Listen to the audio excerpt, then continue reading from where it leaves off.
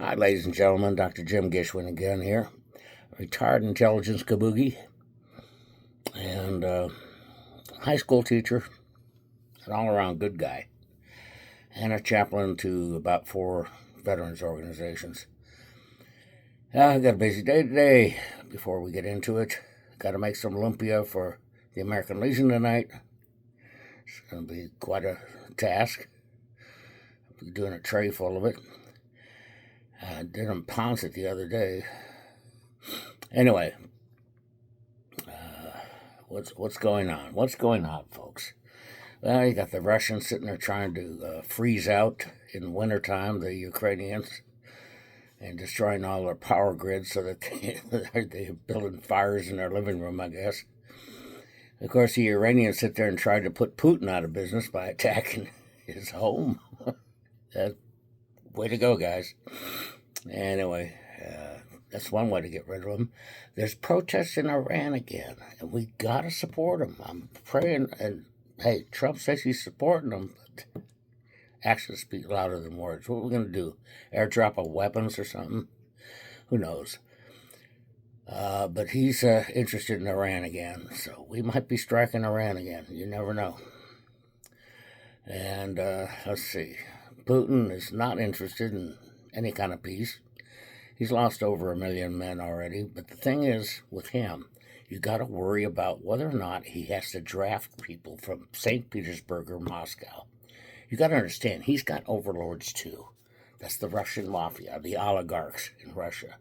Those are the people that all got rich after the fall of the Soviet Union, just like he did. Okay, and he's the chief one of them, but there's a group of them, oligarchs, that run, it's an oligarchy, okay, in Russia, not just a dictatorship. And he has to answer to them, and if he had to sit there and start drafting right there under their noses, right there in Moscow and St. Petersburg, he might be done, okay. So far he's just drafting all distant farm boys and stuff, that doesn't matter to him. All right. Well, none of them matter to him anyway. Let's see. What else is going on? Maduro, he's about ready to go.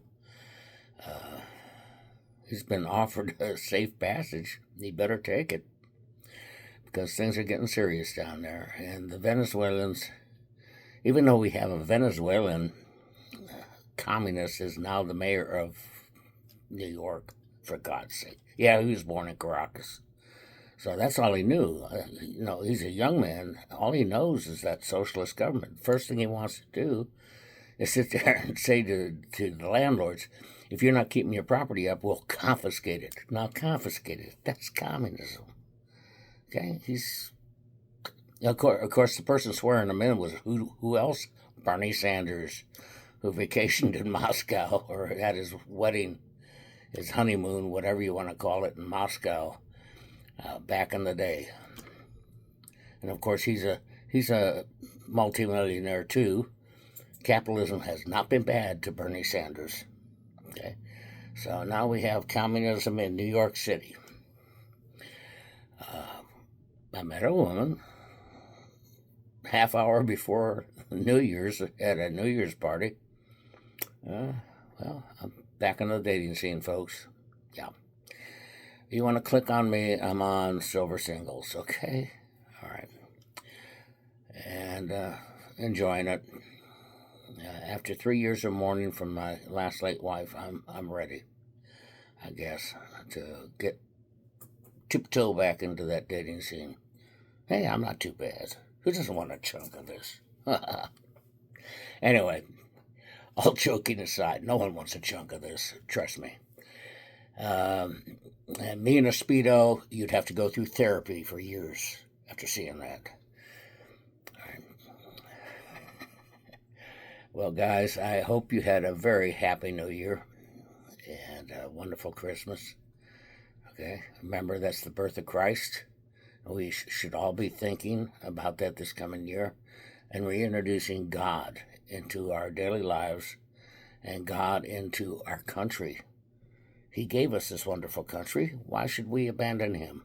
He hasn't abandoned us. Okay? And with that, I'm going to sit there and say Godspeed. I love you all. I remain your humble servant. And Happy New Year.